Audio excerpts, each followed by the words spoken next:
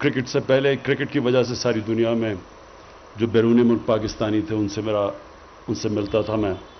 اور پھر شوکت خانم کے لیے پیسے اکٹھے کرنے کے لیے جدھر بھی پاکستانی تھے دنیا میں کسی پاکستانی کو میں نے نہیں چھوڑا, ساری دنیا میں نے پیسے اکٹھے کیے.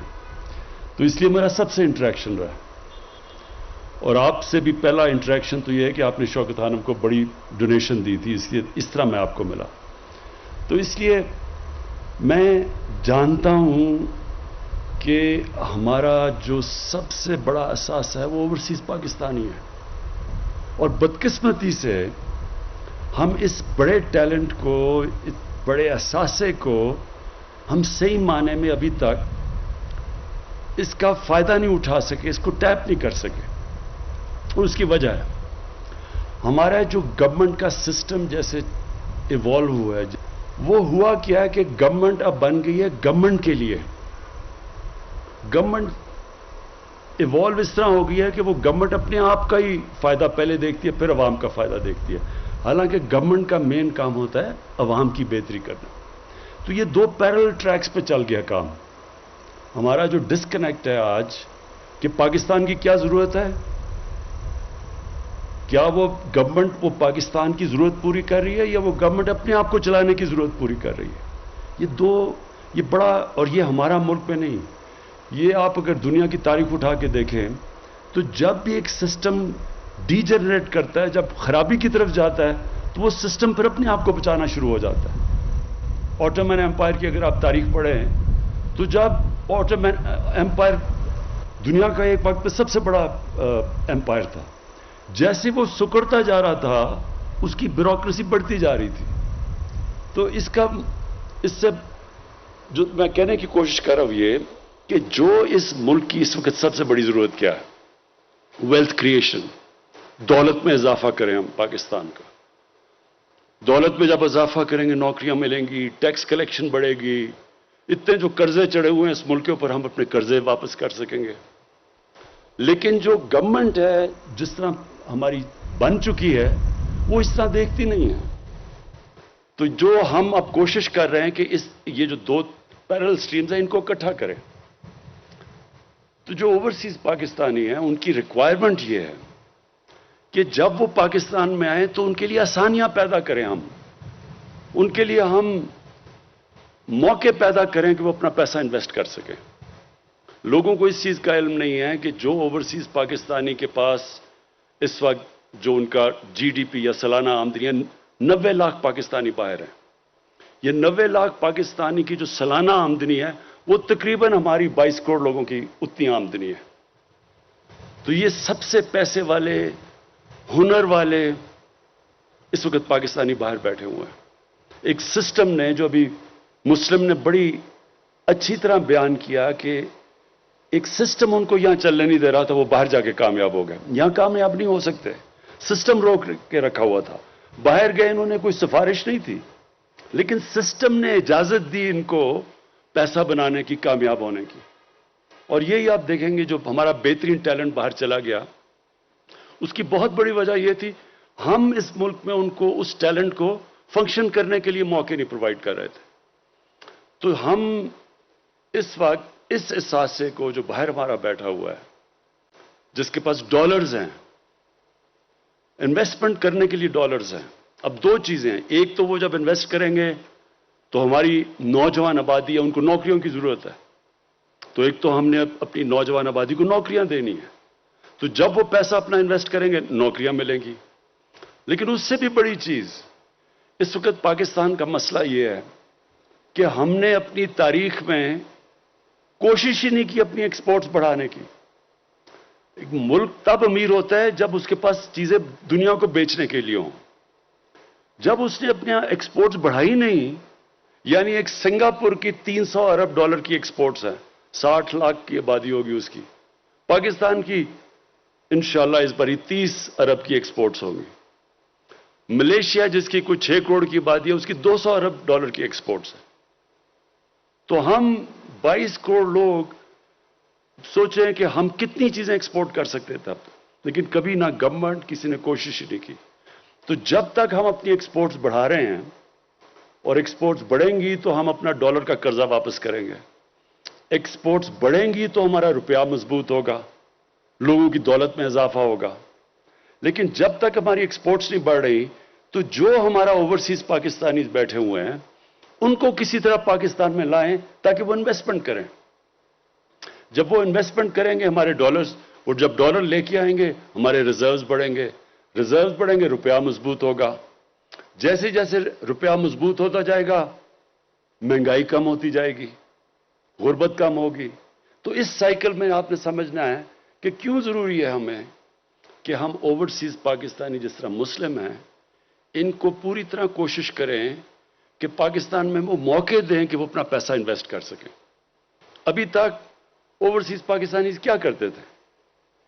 وہ زیادہ سے زیادہ ایک پلاٹ کے اوپر پلاٹ خرید لیتے تھے, اور بدقسمتی اس سسٹم کی خرابی اتنی تھی کہ وہ پلاٹ لیتے تھے اس کے اوپر قبضہ ہو جاتا تھا. اور کتنے پاکستانی آئے کہ انہوں نے بیچاروں پیسے بنائے, اور خاص طور پہ مزدور 15-20 سال پیسہ اکٹھا کر کے بیچاروں نے پلاٹ لیا. یہاں قبضہ گروپ نے وہ پلاٹ کے اوپر قبضہ کیا, اور ہمارا نظام ہی ایسا تھا کہ وہ کچھ بھی نہیں کر سکتے تھے. تو اس وقت یہ ہماری جنگ ہے اس سسٹم کو ٹھیک کرنے کی, اور اس سسٹم کو ٹھیک کرنے کی جنگ ایسے ہے کہ ہم قانون کی بالادستی کی جنگ لڑ رہے ہیں, رول آف لا. ایک معاشرہ تب آگے بڑھتا ہے جدھر قانون کی بالادستی ہو. کوئی بھی ملک خوشحال نہیں ہے جدھر قانون کی بالادستی نہیں ہے. آج امیر ترین ملک ہیں وسائل کے طور پہ افریقہ میں ہیں, کئی امیر ترین ملک ہیں, لیکن کیونکہ وہاں قانون کی بالادستی ہے غربت کی انتہا ہے. اور پاکستان کا بھی یہ مسئلہ ہے کہ جیسے جیسے ہم اپنا رول آف لا, ہم اس ملک میں قانون کی بالادستی وہ جیسے جیسے قائم کرتے رہیں گے, خود ہی اوورسیز پاکستانی پاکستان میں آ کے پیسہ انویسٹ کریں گے, کیونکہ ان کو اعتماد ہوگا کہ ان کے پیسے کے اوپر کوئی قبضہ نہیں کرے گا, ان کی پراپرٹی کے اوپر ان کی کانٹریکٹ انفورس ہوگا. تو اس کے لیے یہ ہے ساری سٹرگل چل رہی پاکستان کی اس وقت. یہ جو سارے پرانے بڑے بڑے لوگ جنہوں نے اربوں روپیہ چوری ڈالر چوری کر کے باہر بڑے بڑے محلات لیے ہوئے ہیں, یہ سارے جو اس وقت اٹیک کر رہے ہیں اس گورنمنٹ کو, ان کا مسئلہ یہ ایک ہے, یہ قانون کی بالادستی نہیں چاہتے. کیونکہ اس وقت یہ وہ لوگ ہیں جو کرپٹ سسٹم سے فائدہ اٹھا کے بیٹھے ہوئے ہیں, اور کرپٹ سسٹم کی وجہ سے انویسٹمنٹ نہیں آتی. یہ دبئی کیوں جا کے انویسٹ کرتے ہیں؟ کیونکہ دبئی میں قانون ہے, کوئی کسی کی ضرورت نہیں ہے ان کی زندگی کو کوئی پیسہ مانگے, کچھ کرے, رشوت مانگے, کوئی کسی کی ضرورت نہیں ہے. سارے پاکستانی کراچی سے اٹھ کے جا کے دبئی میں پیسہ لگا رہے ہیں. تو وہی اب ہم نے کرنا ہے کہ یہاں قانون اسٹیبلش کرنا ہے تاکہ باہر سے پاکستان میں پیسہ آئے. اور انشاءاللہ جس طرح ہم 3 سال پوری جنگ لڑ رہے ہیں اس کے لیے, انشاءاللہ میں ہر سال ہم آگے بڑھتے جا رہے ہیں اس میں, اور ہر سال آپ دیکھتے رہیں گے کہ اوورسیز پاکستانی زیادہ پاکستان میں آ رہے ہیں. ہماری انڈسٹری چل پڑی ہے اس وقت. آج دیکھیں ریکارڈ گاڑیوں کی سیلز ہو گئی ہے. یعنی جب انڈسٹری چلتی ہے لارج سکیل مینوفیکچرنگ میں سب سے زیادہ اضافہ ہوا ہے اس باری. اب جو آخری بات میں کہنا چاہتا ہوں وہ ہے ٹورزم. کیونکہ میں نے دنیا میں تقریباً ساری دنیا دیکھی ہے, اور مجھے ویسے بھی شوق ٹریولنگ کا بہت تھا, اور پاکستان سارا میں نے دیکھا ہوا ہے. میں بہت دیر سے یہ سمجھتا ہوں کہ ہمارا اتنا بڑا پوٹینشل جو ٹورزم میں ہے اس کے ہم بلکہ شروع بھی نہیں ہوئے اس راستے پہ کہ یہ ٹورزم کا ہم فائدہ اٹھائیں. ہم نے جب کے پی میں ہماری گورنمنٹ بنی تو ہم نے کے پی میں کوشش کی ٹورزم بڑھانے کے لیے, اور آپ حیران ہوں گے کہ جو ہمارے 5 سال 2013 سے 18 تک جو صوبہ سب سے تباہی ہوئی تھی, جس صوبے میں وار آن ٹیرر کی وجہ سے سب سے زیادہ نقصان پختونخوا کو ہوا تھا, تو وہ 5 سالوں میں یو این ڈی پی کی اب رپورٹ ہے کہ ان 5 سالوں میں جس صوبے میں سب سے تیزی سے غربت کم ہوئی وہ پختونخوا تھا. اور اس کی بڑی وجہ یہ تھی کہ ہم نے پختونخوا میں ٹورزم کو پوری کوشش کی ٹورزم بڑھانے کی.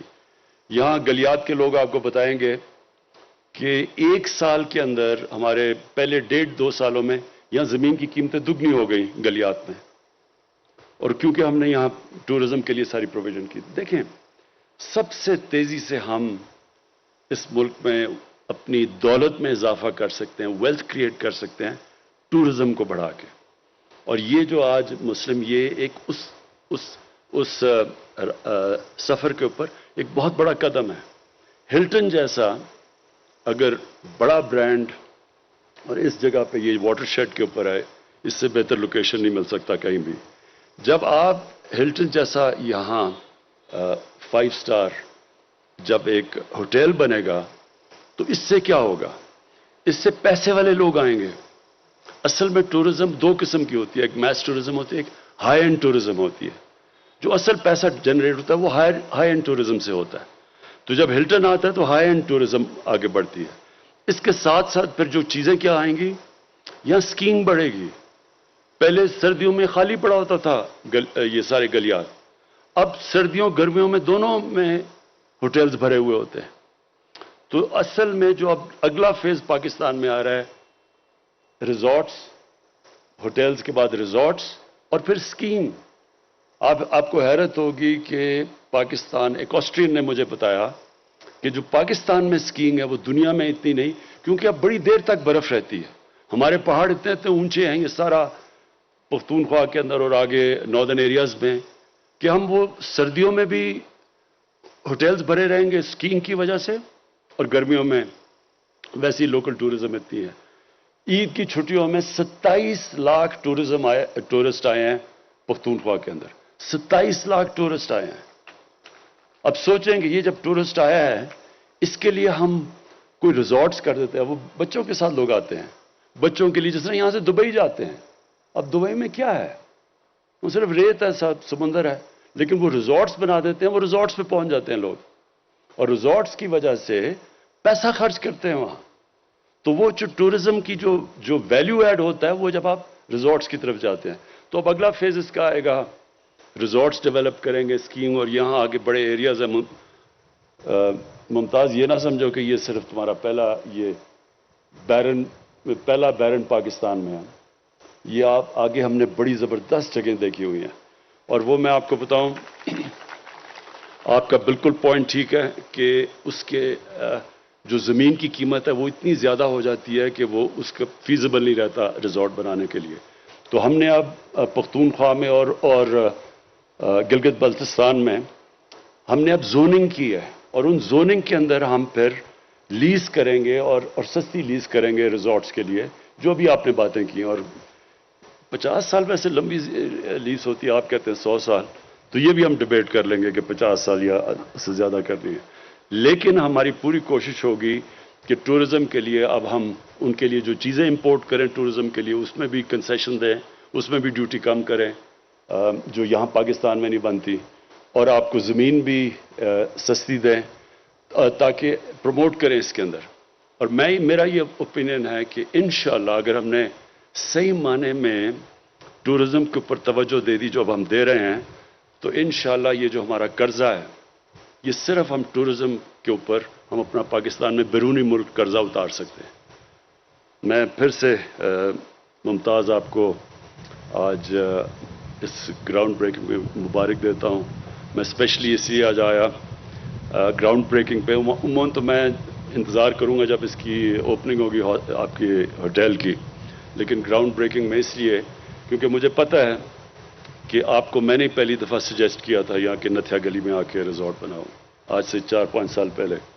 اور میں آپ کو انکریج اس لیے کرنا چاہتا ہوں, میں اور بھی اوورسیز پاکستانیز کو انکریج کرنا چاہتا ہوں کہ وہ پاکستان آئیں, یہاں پیسہ انویسٹ کریں, اور انشاءاللہ ہم جتنی بھی رکاوٹیں ہیں ان کے راستے میں انشاءاللہ وہ ہم دور کریں گے. شکریہ.